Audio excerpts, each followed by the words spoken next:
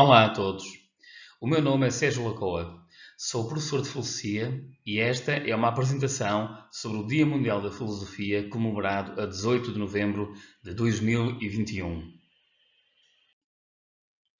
Esta é uma gravação feita especificamente para a Escola Secundária Daniel Faria de Baltar, a cujos professores agradeço a oportunidade de fazer esta apresentação. O Dia Mundial da Filosofia foi instituído pela Unesco em 2005, através da Resolução 37.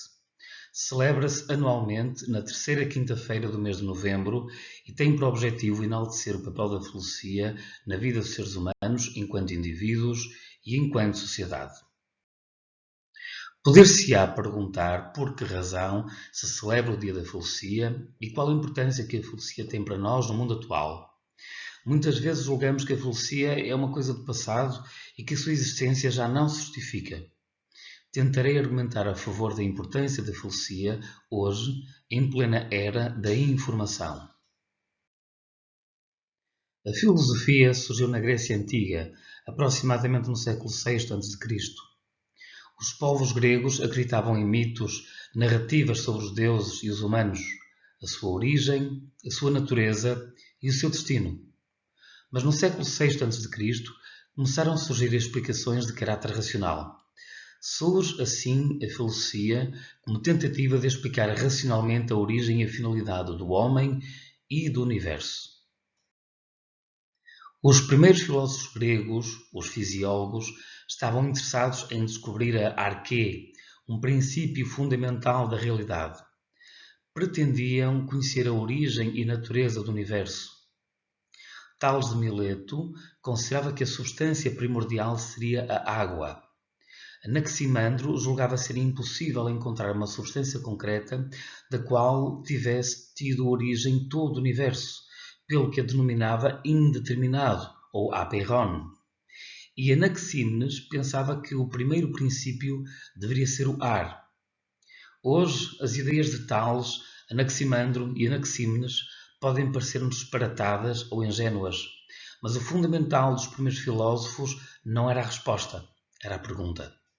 Pela primeira vez, a humanidade, espantada com a realidade, questionava-se sobre a sua estrutura, surgindo assim as primeiras tentativas de explicar racionalmente a origem e a finalidade do homem e do universo.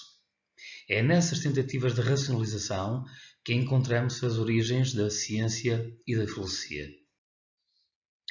Seguiram-se vários pensadores que se tornaram célebres, como Pitágoras. Os pitagóricos consideravam que os números, as leis matemáticas, constituem a natureza do universo. São eles os responsáveis por um grande desenvolvimento da matemática. Mas as preocupações dos filósofos gregos viraram-se para o homem. Sócrates, contra o relativismo moral dos sofistas, procura na linguagem alguma objetividade para definir os conceitos morais. Afinal, somente sabendo o que é a justiça se pode ser justo. Somente sabendo o que é o bem se pode praticar o bem e ter uma vida virtuosa. Platão, que não via a política como algo independente da moral, defenderia que os governantes devem ser os mais sábios entre a população. Aristóteles defende que o homem é um animal político, pois faz parte da sua natureza ser essencialmente social. Aristóteles interessa-se por muitos e variados assuntos, tais como lógica, biologia, física, disciplinas às quais hoje reservamos a designação de ciências. Na Europa, o surgimento do cristianismo levou ao confronto entre duas atitudes perante o homem e o mundo, o conflito entre fé e razão. A partir do século III d.C., formou-se um pensamento filosófico cristão e platónico, pois as teorias de Platão tinham vários pontos de contacto com o cristianismo. O último dos grandes filósofos gregos é Plotino, que nasceu e morreu no século III d.C. Mas o apogeu do platonismo cristão deu-se com Agostinho de Hipona, ou Santo Agostinho, nascido no ano de 354. O seu pensamento foi dominante durante toda a Idade Média até ao século XIII, à altura em que surge outro grande pensador da cristandade, Tomás de Aquino ou Santo Tomás. A partir do Renascimento, surgem três movimentos culturais com forte impacto no pensamento filosófico: o humanismo, a Reforma Protestante e o progresso científico. Foram muitos pensadores importantes deste período, entre os quais Giordano Bruno, que defendeu que o universo seria infinito e que abandonou a ideia do heliocentrismo, tal como Nicolau de Cusa e Copérnico, rompendo com o teocentrismo medieval. René Descartes, filósofo, físico e matemático, que defende a autonomia da alma em relação ao corpo. E Leibniz, que defende que os atos humanos são livres. Já no século XVIII surge outro importante movimento cultural e filosófico, o Iluminismo, a saída do homem da sua minoridade, um movimento que pretendia a clarificação relativamente a todos os aspectos da vida humana. Immanuel Kant supera a dicotomia entre racionalistas e empiristas, estipula as condições de conhecimento científico e foi um dos mais importantes filósofos da cultura ocidental, incidindo em áreas tão diversas como ética, direito, filosofia do conhecimento e religião. A filosofia contemporânea surge por referência a Hegel. Com a Revolução Industrial surgem novas questões relacionadas com a situação económica, social e intelectual. Desenvolvem-se algumas correntes filosóficas. O marxismo, de Karl Marx, discute a alienação do homem pelo trabalho. O nihilismo, de Nietzsche, elabora uma feroz crítica à tradição ocidental e proclama a morte de Deus. E a filosofia analítica, que se centra na análise da linguagem acerca da realidade, com Wittgenstein a defender que existe uma correspondência entre a linguagem e a realidade. Nesta breve síntese histórica, vimos como os problemas filosóficos estavam frequentemente ligados ao contexto histórico em que se situam os filósofos. Mas se atentarmos devidamente nas questões formuladas, vemos que muitas delas parecem ser intemporais. Continuamos a indagar-nos a nós próprios sobre os limites do nosso conhecimento e da linguagem, a natureza do homem, os conceitos de bem e justiça, a discutir acerca do livre-arbítrio e da liberdade política, etc. Com os avanços científicos, sobretudo a partir do século XVIII, poder-se-ia pensar que a filosofia morreu. Mas talvez as notícias acerca da sua morte sejam um pouco exageradas. Vejamos alguns dos filósofos atuais. O altruísmo eficaz é um movimento que conta com o filósofo Peter Singer entre os seus apoiantes. Defende que temos o imperativo moral de resolver o problema da fome e da pobreza, mas para o fazer é necessário escolher as vias mais eficazes para beneficiar os outros. As suas principais causas são o alívio da pobreza, o bem-estar animal e a prevenção dos riscos futuros de catástrofes globais. Singer, por exemplo, doa 1/3 dos seus rendimentos a instituições de caridade. Todos os anos, milhões de ratos, ratazanas, coelhos e até primatas são utilizados como cobaias para a realização de testes de produtos como sabonetes, shampoos ou vacinas. Todos os anos, milhões de vacas, porcos e galinhas são chacinados para nos servir de alimento depois de terem tido uma vida curta e com sofrimento. Se os animais sentem dor, será legítimo que os seres humanos lhes inflijam uma dor desnecessária? Segundo Tom Regan, os animais, pelo menos alguns animais, são sujeitos de uma vida e por esse facto devem ser-lhes reconhecidos certos direitos básicos. Direitos esses que são violados quando os animais são tratados como pedaços de carne ou cobaias na experimentação de produtos cosméticos. A discussão acerca dos direitos dos animais pode acabar por iludir uma outra, que é de saber qual é o tratamento adequado que os seres humanos devem dar aos animais. Como disse anteriormente, muitos dos problemas filosóficos decorrem da situação histórica em que nos encontramos. A astrologia e a homeopatia não são científicas. A alquimia, parapsicologia, criptozoologia e iridologia também não são ciências. O estudo de OVNIs, o criacionismo ou a teoria da Terra plana não são atividades científicas. Mas o que é realmente a ciência?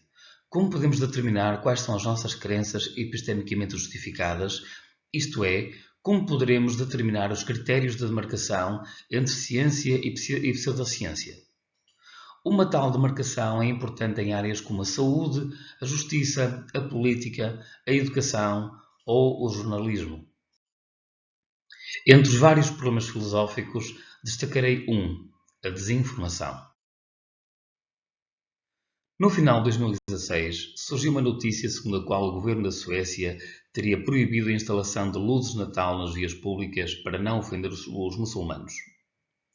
De acordo com a notícia, amplamente partilhada nas redes sociais, a proibição teria sido decretada por razões religiosas. A Suécia não queria ofender os muçulmanos, imigrantes e refugiados que viviam naquele país e que não comemoram o Natal. Mas seria verdade? A notícia surgiu originalmente no famoso site de língua inglesa Infowars, um site reconhecido por disseminar histórias falsas na internet. Realmente, nesse ano, determinadas ruas não tiveram iluminações de Natal, mas isso deveu-se ao facto de os postes que sustentam os cabos elétricos não terem sido concebidos para suportar o peso das estruturas das iluminações de Natal, levantando problemas de segurança.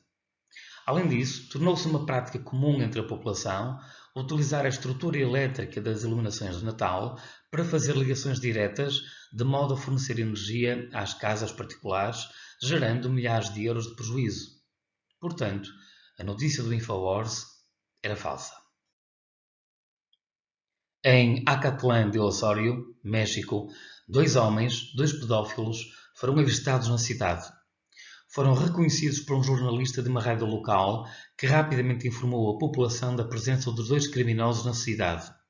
A polícia local agiu rapidamente e prendeu os 2 meliantes. Mas seria verdade? Não era. Os 2 homens viviam em zonas rurais e deslocaram-se à cidade para comprar alimentos. Eram totalmente inocentes. A população em fúria invadiu a esquadra local, espancou-os violentamente e matou-os. Não tinham qualquer registro de crimes, nem tinham sido alguma vez acusados de pedofilia. Afinal, a notícia era completamente falsa. Mad Mike Hughes morreu a tentar provar que a Terra não é redonda, utilizando um foguete feito em casa. Era um dos principais divulgadores do terraplanismo, a teoria segundo a qual a Terra é plana.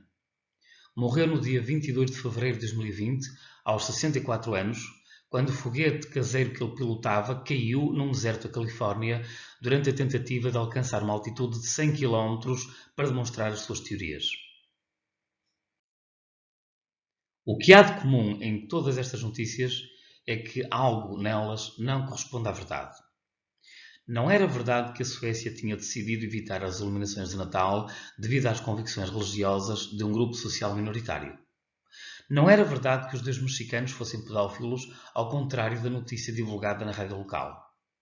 E também não é verdade que a Terra seja plana, apesar de Mark Hughes estar convencido disso. Uma notícia é uma informação acerca de um facto, um acontecimento recente disseminado por um órgão de comunicação social. Para que a notícia tenha qualidade, os factos apresentados devem ser objetivos, não tendenciosos e utilizar uma linguagem adequada ao público a que se destina. Deve ser possível identificar as fontes da notícia. Inversamente, uma notícia com opiniões subjetivas, dados manipulados, tendenciosa e com uma linguagem obscura não pode ser considerada verdadeiramente uma notícia. As notícias falsas divulgam informações erradas, misturando opiniões pessoais com factos objetivos. Não identificam a fonte e utilizam uma linguagem ambígua, ou seja, são notícias enganadoras ou mesmo mentiras. Por vezes, as notícias falsas são divulgadas durante as campanhas eleitorais, com o objetivo de denegrir o adversário e conquistar votos. Foi o que aconteceu na última eleição de Barack Obama, nos Estados Unidos, quando foram lançadas notícias falsas sobre o seu local de nascimento, alegando que teria nascido fora do país, quando na verdade Obama nasceu no Hawaii. Estas falsidades têm o objetivo de manipular os pensamentos e as ações das pessoas, levando-as a acreditar em factos errados, de forma a conseguir algum objetivo em particular, como ganhar eleições. A isto chamamos desinformação. As notícias falsas são falsidades com a intenção de manipular as pessoas com um objetivo que nem sempre é evidente. Qual é, então, o papel da filosofia para evitarmos ser vítimas de informações falsas ou fake news? Como podemos sobreviver numa sociedade de desinformação?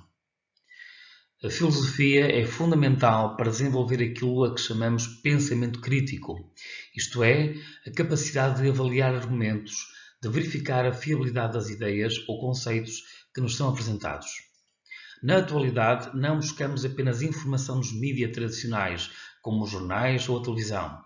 A internet constituiu-se como uma das mais procuradas fontes de informação, sendo que mais de metade dos indivíduos usam as redes sociais como forma de tomarem conhecimento do que se passa no mundo. Mas, se temos mais acesso do que nunca à informação do que noutra época da história, isso não quer dizer que estejamos mais informados. A internet democratizou a expressão de ideias e qualquer um pode dar voz àquilo que pensa, com ou sem fundamento, com ou sem provas do que alega, tal como Mark Hughes. Isto provoca uma onda de ideias na qual é preciso saber navegar e é aqui que a filosofia pode ajudar. Como? O que podemos fazer? Podemos verificar as fontes das ideias que circulam na internet, nos blogs ou páginas, procurar saber se aquilo que é dito tem estudos científicos por detrás, se são citados os autores dessas ideias. Histórias sérias têm como base especialistas e investigadores com reputação. Caso não tenham, é de desconfiar. Há sites que possuem uma reputação séria e outros nem tanto. Podemos procurar se o conteúdo está escrito de modo sensacionalista, de maneira a chamar a atenção. Muitas vezes, títulos apelativos servem apenas para gerar cliques, mas convém verificar se o conteúdo faz sentido. Havendo dúvidas, pode-se comparar com outros sites para ver se há coerência. Podemos recorrer às páginas de fact-checking, que buscam verificar os factos para saberem se certas notícias correspondem à verdade, como o International Fact-Checking Network ou, em português, o Polígrafo. Precisamos de ter cuidado com imagens e vídeos a circular online. Atualmente é fácil fazer deepfakes, vídeos com a manipulação de rostos e discursos falsos, fazendo crer que a pessoa X disse determinadas coisas. É necessário verificar a veracidade desses discursos. Caso se trate de alguém famoso, nada como verificar a página oficial para o confirmar. Recentemente, a APF, Associação de Professores de Filosofia, realizou um encontro nacional de professores precisamente sobre o tema Filosofia e Responsabilidade Epistémica. No momento em que se assiste à disseminação deliberada da desinformação, onde se exige certeza ao conhecimento científico, mas, ao mesmo tempo, se relativiza o papel do perito e o papel do conhecimento, importa refletir sobre as questões do método, do erro e da verdade e do impacto social e político da disseminação do conhecimento. Esta é a tarefa, este é o desafio para alunos e professores de filosofia. A promoção da responsabilidade epistémica é o desafio mais fundamental do nosso tempo. Como se vê, há boas razões para festejar o Dia Mundial da Filosofia. Bons estudos!